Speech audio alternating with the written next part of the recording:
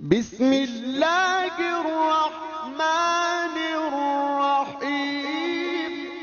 اللہ کے رسول صلی اللہ علیہ وسلم نے فرمایا کہ سنو، اگر کسی کی اچھائی دیکھنی ہو، کسی کا حسن سلوک دیکھنا ہو، کسی کو بہترین انسان فیصلہ کرنا ہو تو اس کے گھر سے فیصلہ کرو۔ اللہ کے رسول نے فرمایا کہ سنو، تم میں سب سے بہتر شخص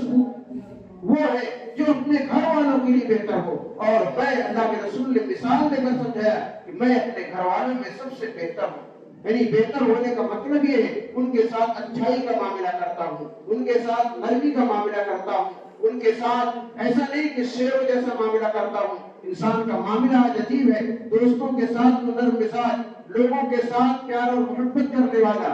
الحمد لله رب العالمين، والصلاة والسلام على سيد الأنبياء والمرسلين وعلى آله وأصحابه أجمعين، أما بعد.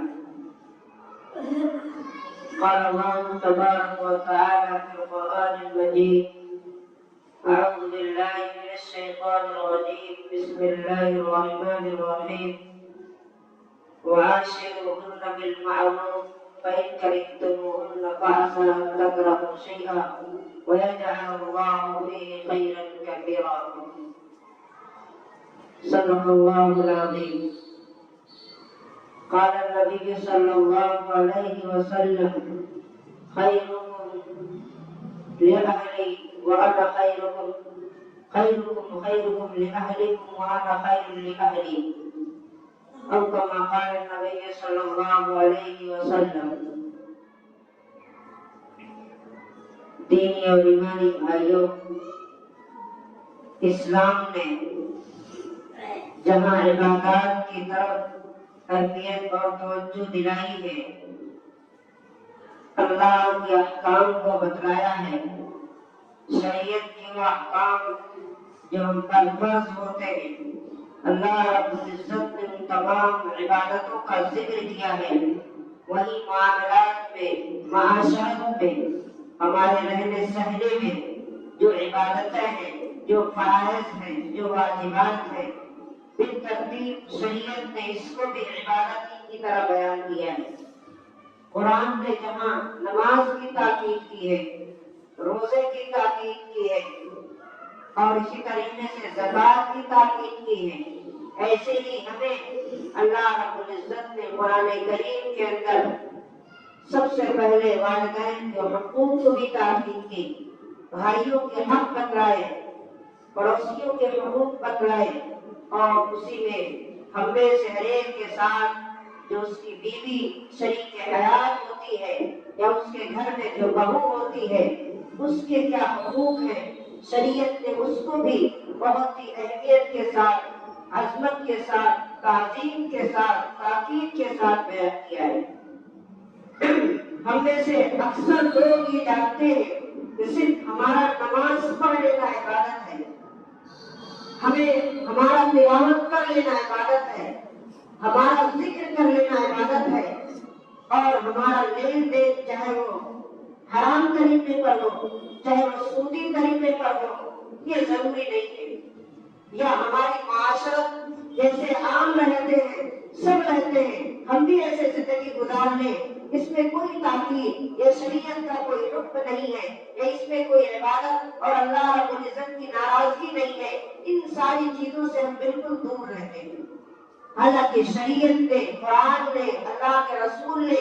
جیسے نماز کی تاکید کی ہے، ایسے ہی معاملات اور معاشرت کی بھی تاکید کی ہے۔ معاشرت میں اس سے پہلے ہفتے میں نے بتایا تھا کہ والدین سب سے پہلا مقام آتا ہے، پھر بھائی اور بہنوں کے حقوق کی بات آتی ہے،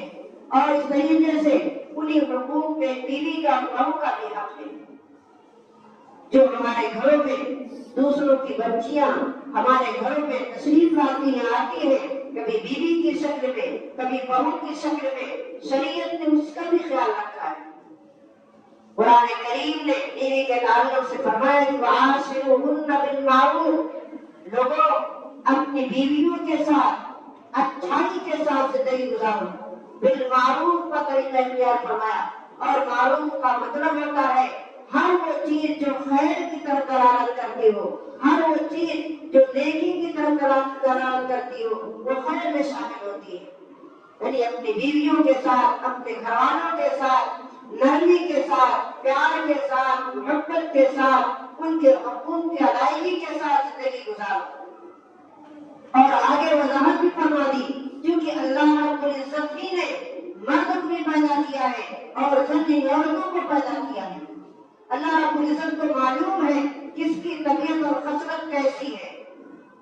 اور اللہ کے رسول صلی اللہ علیہ وسلم نے اسی کی وضاحت فرمائی ہے. فرمایا ہے کہ عورتوں کو اللہ رب العزت نے جو ٹیڑھی پسلی سے پیدا کیا ہے اور جو پسلی ٹیڑھی ہوتی ہے اس کا اوپری حصہ ٹیڑھا ہوتا ہے. اللہ کے رسول نے فرمایا کہ سنو، آپ اس ٹیڑھے پن سے فائدہ اٹھاتے رہو، آپ کی زندگی گزرتی رہے گی. اگر آپ نے اس کو سیدھا کرنے کی کوشش کی اور آپ نے سوچا کہ تاکہ ہم سیدھا کر لیں تو ٹوٹ جائے گی، یعنی طلاق اور چھٹکارے کی بات آ جائے گی. اسی لیے اللہ رب العزت نے مردوں کو یہ تاکید کے ساتھ بیان فرمایا اور حکم کے ساتھ بیان فرمایا کہ تم قوام ہو، تمہارے اندر یہ صفت ہے صبر کا، ضبط کا آپ کے اندر مادہ اللہ نے رکھا ہے. آپ اپنی بیویوں کے ساتھ بھلائی کے ساتھ اچھائی کے ساتھ رہو. فرمایا بھائی اگر تم ان کے اندر کسی خصلت کا ناپسند کرتے ہو، کوئی چیز آپ کو بری لگتی ہے، ان کے اندر برائی کوئی صفت ہے، مثلاً بولتی زیادہ ہے اور اس طریقے سے آپ کی باتوں پر دھیان نہیں دیتی ہے، یا اس طریقے سے پکانے میں صلاحیت نہیں ہے، یا آپ کا توجہ صحیح طریقے سے نہیں رکھ پاتی ہے، اسی لیے شریعت نے فرمایا کہ ہو سکتا ہے آپ کو کوئی ایک اگر اس کی آپ کو ناپسند ہو، وَيَجْعَلَ اللَّهُ فِيهِ خَيْرًا كَثِيرًا، لیکن اللہ رب العزت نے اس کے اندر ایک تو اچھائی نہیں بہت ساری اچھائیاں رکھی ہیں، بہت سارے منافع رکھے ہیں، بہت سارے فائدے رکھتے ہیں. اگر وہ آپ کی بات، اگر مثال کے طور پر وہ بولتے زیادہ ہے لیکن آپ کے کپڑے کون دھلتا ہے،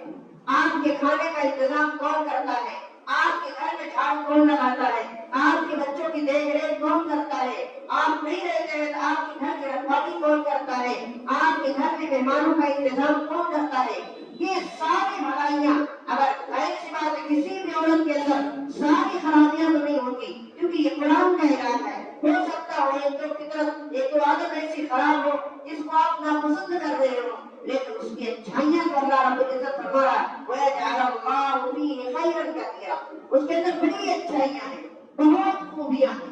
میرے بھائیوں، آج ہم سب کا معاملہ یہ ہے، ہم صرف اپنے آپ کو اچھا بننا چاہتے ہیں اور اپنے گھروں میں اور اپنے گھر والوں کے ساتھ ہم اچھا دکھنا نہیں چاہتے. اس لیے اللہ کے رسول صلی اللہ علیہ وسلم نے فرمایا کہ سنو، اگر کسی کی اچھائی دیکھنی ہو، کسی کا حسن سلوک دیکھنا ہو، کسی کو بہترین انسان فیصلہ کرنا ہو تو اس کے گھر سے فیصلہ کرو. اللہ کے رسول نے فرمایا کہ سنو، تم میں سب سے بہتر شخص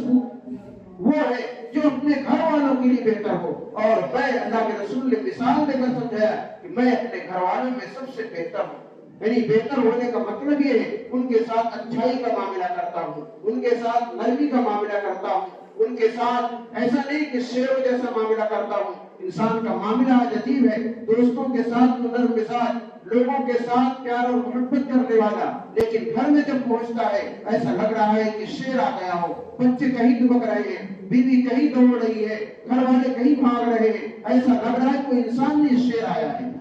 میرے بھائیوں، یہ انسان کی صفت نہیں ہے، یہ درندوں کی صفت ہے، یہ حیوانوں کی صفت ہے. انسان نہیں انسان سے ڈرتا، حیوانوں سے ڈرتا ہے، درندوں سے ڈرتا ہے، کتوں سے ڈرتا ہے، غلط چیزوں سے ڈرتا ہے. انسان سے انسان نہیں ڈرتا. لیکن آج ہم نے اپنے آپ کو ایسا بنایا، ایسا تصور کر لیا کہ ہم دوست کے لیے نرم ہیں اور احباب کے لیے نرم ہیں اور اس طریقے سے رشتہ داروں کے لیے نرم ہیں، لیکن گھر میں پہنچتے ہیں بچوں کے لیے، بیوی کے لیے تو ایسا سخت مزاج کہ کہیں ایسا نہ ہو کوئی برتن نہ کھٹکنے پائے، کہیں سے چوں بچوں کی آواز نہ آنے پائے، کیونکہ ہمارے سکون میں خلل پڑ جائے گا. میرے بھائیوں، یہ اسلام نہیں سکھاتا ہے، یہ شریعت نہیں سکھاتا ہے. اللہ کے رسول صلی اللہ علیہ وسلم نے تو یہاں تک فرمایا، اللہ کے رسول صلی اللہ علیہ وسلم کے بارے میں آتا، اللہ کے رسول نے کبھی پوری زندگی کسی عورت پر ہاتھ نہیں اٹھایا، کسی باجی پر ہاتھ نہیں اٹھایا، کسی بچے پر ہاتھ نہیں اٹھایا. اللہ کے رسول صلی اللہ علیہ وسلم نے عورتوں کے تعلق سے تاکید فرمائی، فاتقوا اللہ فی النساء. اللہ کے رسول کی آخری وصیت، اس دنیا سے رخصت ہو رہے ہیں، اس دنیا سے جا رہے ہیں، اللہ رب العزت کے پاس تشریف لے جا رہے ہیں، آپ کے زبان مبارک سے صحابہ کرام موجود ہیں، اللہ کے رسول صلی اللہ علیہ وسلم آخری نصیحت فرما رہے ہیں، استوصوا بالنساء خیرا، لوگوں سنو میں اس دنیا سے جا رہا ہوں، میرا آخری وقت ہے، لیکن تم سے وصیت کرتا ہوں، تاکید کے ساتھ کہتا ہوں، عورتوں کے ساتھ اچھا معاملہ کرنا، بچیوں کے ساتھ اچھا معاملہ کرنا، عورتوں کے مقام کو سمجھنا، عورتوں کی قدر کرنا، ایسا نہیں عورتیں تمہارے پیر کی جوتیاں ہیں یا تمہارے گھر کی بادیاں ہیں یا ان کی کوئی حیثیت نہیں ہے۔ اللہ کے رسول صلی اللہ علیہ وسلم نے عورتوں کے مقام کو بلند فرمایا۔ اللہ کے رسول صلی اللہ علیہ وسلم کی آمد سے پہلے آپ جانتے ہیں عورتوں کا کیا حال تھا، بچیوں کو زندہ در کیا جاتا تھا، اور بیویوں کا حال یہ تھا کہ جیسے ورثے میں جانور تقسیم ہوتے ہیں، ایک بیٹا یہ بھینس لے لے، دوسرا بیٹا یہ بھینس لے لے، یہ حال یہ تھا کہ بیویاں بھی تقسیم ہو جاتی تھی۔ لیکن اللہ رب العزت نے، اللہ کے رسول صلی اللہ علیہ وسلم نے عورتوں کا جب مقام بتلایا تو بیٹی کی شکل میں فرمایا کہ اگر 2 بیٹیوں کی پرورش کر لے تو جنت مقام اس کا ہے، اور وہی بیٹی جب ماں بن جائے تو اللہ رب العزت نے اس دنیا کا آخرت کی سب سے بڑی چیز جنت کو قدموں میں رکھ دیا، یعنی یہ مقام فرمایا۔ اللہ کے رسول صلی اللہ علیہ وسلم نے بیویوں کا جو مقام بتلایا ہے، آج ہم اس کی طرف دیکھیں تو ہماری کتنی اس سے بے توجہی بڑھتی جا رہی ہے۔ یہ حال ہماری بہوؤں کا ہے۔ آج ہمارا معاشرہ، جو کہ صحیح حقیقت میں آپ سے کہتا ہوں کہ ہمارے سارے رسومات غیروں کی طرح ہیں، ہندوؤں کی طرح ہیں، ہماری شادی بھی ہندوؤں کی طرح، لہذا ہم جب بہو لے آتے ہیں تو ہمارا سلوک بھی ہندوؤں کی طرح ہوتا ہے۔ جیسے وہ اپنے بہوؤں کو رکھتے ہیں، اور اس طریقے سے ان کا ایک اصول ہے کہ اپنے بہوؤں کو دبا کر رکھنا چاہیے اور اپنے بچے کو اپنے ہاتھ میں رکھنا چاہیے، کہیں بچہ ہم سے دور نہ چلا جائے۔ شریعت اس کی اجازت نہیں دیتا ہے۔ ظاہر سی بات، ہم نے بنیاد گڑبڑ کی، بنیاد غلط طریقے سے ڈالا، اور ہم نے شادی غلط طریقے سے کی، غیروں کے طرز پر کیا۔ بارات اور مگنی یہ ساری چیزیں ہندوانہ رسم ہیں، اسلام سے اس کا کوئی لینا دینا نہیں۔ اور یہ حال جب بہو گھر میں آتی ہے تو ہم اس کو بہو سمجھتے ہیں، بیٹی نہیں سمجھتے ہیں، جس کی بنیاد پر آج گھروں پر دیکھیے کیا حال ہے۔ ہر باپ، ہر ماں اپنے بہو کی شکایت کرتی ہوئی نظر آتی ہے، لیکن افسوس یہ ہے جب اس کی بیٹی ہوتی ہے، جب اپنے سسرال جاتی ہے، تو یہی باپ، یہی ماں کہتے ہیں میرے بیٹے کا شوہر، میرا داماد بڑا اچھا ہے، میری بیٹوں کے لے کر جا کر ممبئی رہتا ہے، اس کے لیے کھانے کا انتظام الگ سے کرتا ہے، اس کے لیے رہنے کا انتظام الگ سے کرتا ہے، میری بیٹی تو عیش کے ساتھ رہتی ہے۔ اور یہی بیٹا جب اپنی بیوی کے ساتھ معاملہ کرتا ہے، تیور بدل جاتے ہیں۔ باپ خود کہتا ہے، ماں خود کہتی ہے یہ تو جنون کا غلام ہو گیا ہے، یہ تو بیوی کی سنتا ہے، بیوی کو وہاں لے جا رہا ہے، بیوی کے لیے الگ سے کھانے لا رہا ہے، بیوی کے لیے سے الگ سے کپڑے لے آ رہا ہے، اسے بہنوں کا خیال نہیں، ماں کا خیال نہیں۔ میرے بھائیوں، شریعت نے ہر ایک کے حقوق الگ رکھے ہیں، ماں کا مقام الگ ہے، ماں کی حیثیت بیوی نہیں لے سکتی ہے، بہن کی حیثیت الگ ہے، بہن کی حیثیت ماں نہیں لے سکتی، نہ بیوی لے سکتی ہے، بیوی کی حیثیت الگ ہے، بیوی کی حیثیت ماں نہیں لے سکتی ہے اور بہن نہیں لے سکتی ہے۔ شریعت نے ہر ایک کے حقوق کو اللہ کے رسول صلی اللہ علیہ وسلم نے بتلائے ہیں۔ جو آپ کی بیوی ہے، آپ کی بیوی کی ذمہ دار، آپ شوہر ہونے کی ذمہ داری آپ کی ہے۔ شریعت نے جو سب سے پہلا حق رکھا ہے کہ آپ اس کے مہر کا صحیح سب سے پہلے انتظام کیجیے، آپ اس کا حق کے مہر ادا کریے۔ شریعت کہتی ہے اس کے لیے گھر سے رہنے کا انتظام کریے، الگ سے آپ رہنے کا گھر نہیں دے سکتے، اس کا کمرہ الگ ہونا چاہیے جس میں وہ جا کر بیٹھ سکے، آرام کر سکے اور اپنی زندگی کے کچھ لمحے آرام اور سکون کے ساتھ گزار سکے۔ آپ کی بیوی ہو گئی ہے، آپ کے کھانے کا انتظام، اس کے کھانے کا انتظام آپ پر ہے، اس کے کپڑے کا انتظام آپ پر ہے۔ بہن کے لیے تو 4 بھائی ہوتے ہیں، باپ بھی ہے، وہ سب ذمہ دار ہے، لیکن بیوی کا ذمہ دار اکیلا اس کا شوہر ہوتا ہے۔ شوہر نہیں دے گا تو کون دے گا؟ آج ہمارے معاشرے کا، ہمارے گھروں کا حال یہی ہے کہ شوہر اگر بیوی کی مانگتا ہے، اس کے لیے انتظام کرتا ہے، اس کے لیے اچھے کپڑے کا انتظام کرتا ہے اور اس کے لیے اچھے کھانے کا انتظام کرتا ہے، یا اس کے خواہش کی چیز کو لیا کر دیتا ہے، بسا اوقات ایسا ہوتا ہے وہ گھر والے اس سے ناراض ہوتے ہیں۔ کیوں؟ بھائی اس کی بیوی ہے، شریعت نے شوہر اور بیوی کے حقوق رکھے ہیں، اور اللہ کے رسول صلی اللہ علیہ وسلم آپ تعلیمات نبی کی روشنی میں دیکھیے تو آپ کو معلوم ہوگا کہ بیوی کا کیا مقام ہے اور بہو کا کیا مقام ہے۔ شریعت نے ہر ایک کو حق دیے ہیں۔ آج ہمارا حال یہ ہے کہ جب بہو آتی ہے سوچتے ہیں کہ ہمارے گھر میں نوکرانی آئی ہے، اور ہم اپنے بیٹے سے اپنی خدمت نہیں لیتے، بہو سے لینا چاہتے ہیں، حالانکہ شریعت کا ایک لفظ بھی اس کے بارے میں نازل نہیں ہوا ہے کہ بہو کی ذمہ داری وہ ساس کو دے کے سسر کو دے کے، یہ اس کا احسان ہے کرتی ہے، شوہر کے بھائی کو دے کے اپنی نند کو دے کے، یہ اس کا حق نہیں ہے، یہ بھائی کا حق ہے، لیکن وہ بیٹی آتی ہے پورے گھر والوں کو اپنا گھر سمجھتی ہے، لیکن یہ پورے گھر والے اس کو اپنے گھر کی بیٹی نہیں سمجھ پاتے۔ میرے بھائیوں، یہ شریعت کا کوئی حق نہیں ہے، وہ بیوی آزاد ہے، وہ اس کا اپنے شوہر کی خدمت کر سکتی، بس نہ اس کے ذمہ اس کے خسر کا حق ہے، نہ ساس کا حق ہے، نہ سسر کا حق ہے، نہ دیور کا حق ہے، نہ جیٹ کا حق ہے، نہ اس طریقے سے ان کے شوہر کے بہنوں کا حق ہے۔ یہ وہ کرتی اس کا احسان ہے، یہ الگ سے کرتی ہے، کیونکہ یہ ہندوستان ہے، ہم نے ہندوانہ رسم اختیار کیا، جیسے ہندوؤں کا یہ ہوتا ہے کہ وہ ان کی بیٹیاں بالکل اس طریقے سے رہتی ہیں اور وہ اسے کرواتی ہیں، وہی حال ہم نے تصور سمجھ رکھا ہے اپنے گھر میں بہو اور بیٹیوں کا، کہ بہو یا بیوی آئے تو بالکل ہمارے گھر کی غلام ہے۔ اگر بیوی دیور کا نہیں کر رہی ہے، ہمارے بھائی کا نہیں کر رہی ہے، ہماری ماں کا نہیں کر رہی ہے، تو وہاں سے باہر ہو جاتے ہیں۔ میرے بھائیوں، یہ شریعت کا حق اس پر نہیں ہے، لیکن کوئی بھی بیٹی ایسی نہیں ہے کہ جو اپنے سسر کا نہ کرتی ہو، اپنی ساس کا نہ کرتی ہو، نہ اپنے گھر والوں کا اور اس طریقے سے بہنوں کا نہ کرتی ہو، سب کرتی ہے، لیکن اس کے ساتھ جو سلوک ہونا چاہیے، ایک بیٹی بن کر آئی ہے، آپ اس کو بیٹی تو سمجھیے، آپ اس کو بہن تو سمجھیے،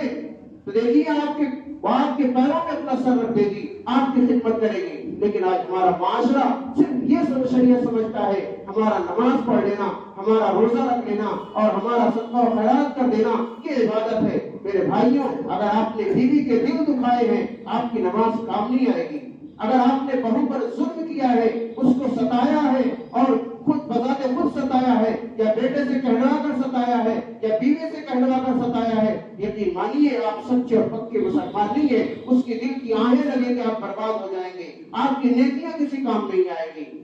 آپ کے اعمال کام نہیں آئیں گے۔ میرے بھائیوں، شریعت نے یہ حقوق عطا کیے ہیں، یہ حقوق دیے ہیں۔ ایک صحابی اللہ کے رسول صلی اللہ علیہ وسلم کی خدمت میں حاضر ہوتے ہیں، فرمایا اللہ کے رسول، بیوی کے کیا حقوق ہیں؟ اللہ کے رسول صلی اللہ علیہ وسلم فرمایا کہ سنو، ایک پیسہ، ایک درہم جو تم خرچ کرتے ہو اللہ کے راستے میں، ایک درہم جو تم خرچ کرتے ہو کسی غریب کو دیتے ہو، اور ایک درہم وہ ہے جو تم اپنی بیوی پر خرچ کرتے ہو۔ سنو، ان تمام درہموں میں سب سے اچھا، سب سے بہتر، سب سے افضل اور سب سے زیادہ جو ثواب کے اعتبار سے زیادہ وہ پیسہ ہے جو آپ اپنی بیوی پر خرچ کرتے ہیں،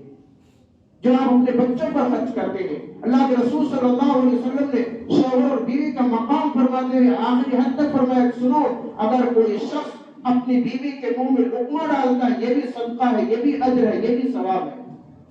یہ شوہر اور بیوی کے حقوق بتلائے ہیں۔ آج ہمارے گھروں کا حال ہے، بہو تھوڑی سی بیمار ہو گئی تو حال یہ ہو گیا، نخرے کر رہی ہے۔ وہی بیٹی بیمار ہوتی ہے تو کوئی نخرا نہیں ہوتا ہے، بہو بیمار ہو گئی تو نخرا شروع ہو گیا، اور اس طریقے سے بیوی بیمار ہو گئی، وہ بھی نخرا شروع ہو گیا۔ میرے بھائیوں، وہ بھی انسان ہے، وہ بھی اللہ کی بندی ہے، اس کے بدن میں بھی وہ وہی روح ہے، اس کے بدن میں بیماری آ سکتی ہے، اس کے اندر حرارت آ سکتی ہے، اس کے اندر سستی آ سکتی ہے، اس کا بھی دل چاہتا کہ ہم آرام کر لیں۔ آپ کے گھر میں آپ کی بیٹیاں ہیں، وہ بھی تو کام کرنے کے لائق ہیں، لیکن نہیں، جہاں بہو بھائی بیٹیاں اپنا ہاتھ کھینچ لیتی ہیں کام کرنے سے، اور افسوس یہ ہوتا ہے کہ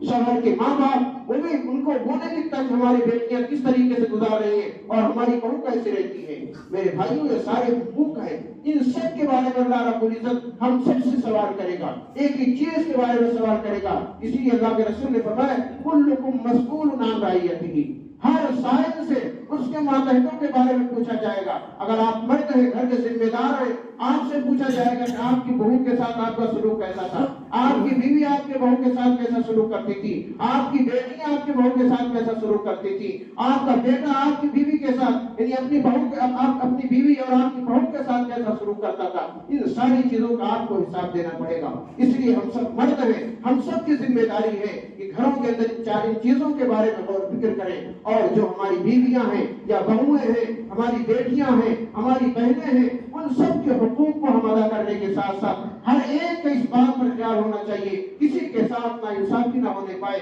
किसी पर जुल्म ना होने पाए, किसी पर ज्यादती ना होने पाए, ताकि कल मैदान महशर में वो खड़ा होकर के हमारे खिलाफ जवाब न देने पाए कि अल्लाह ये घर के जिम्मेदार थे, लेकिन इनकी माँ ने, इनकी बीवी ने, इनकी बहनों ने हम पर जुल्म और ज्यादती की और ये घर के जिम्मेदार थे, लेकिन इन्होंने इसकी तवज्जो नहीं दी। मेरे भाइयों, जैसे हर एक के हुकूक हैं, वालिदैन के हुकूक हैं और भाइयों के हुकूक हैं, बहनों के हुकूक हैं, ऐसे अल्लाह रब्बुल इज्जत ने शरीयत में बीवी और बहुओं के हुकूक रखे हैं। जैसे हम अपनी बेटी समझते हैं, ऐसे बहू को बेटी समझना चाहिए। हम बेटी के दुख और दर्द में शरीक होते हैं, बहुओं के भी दुख और दर्द में शरीक होना चाहिए। उनकी तरफ से अगर कोई तकलीफ आती है हमें वैसे ही महसूस करना चाहिए जैसे हम अपनी बेटी के ताल्लुक से महसूस करते हैं। फिर देखिएगा हमारा घर जन्नत नुमा बन जाएगा और दुनिया के अंदर भी जन्नत नुमा होगा और आखिरत के अंदर भी हमारे लिए अल्लाह रब्बुल इज्जत अजर सवाब अता फरमाएगा। वहां भी हमारे खिलाफ कोई दावा दायर करने वाला नहीं होगा, हमारे खिलाफ कोई अल्लाह रब्बुल इज्जत के पास शिकायत करने वाला नहीं होगा। अल्लाह रब्बुल इज्जत हम सबको माशरत के हुकूक को भी समझने की तौफीक अता फरमाए। आमीन। व आखिरु दावाना अल्हम्दुलिल्लाहि रब्बिल आलमीन।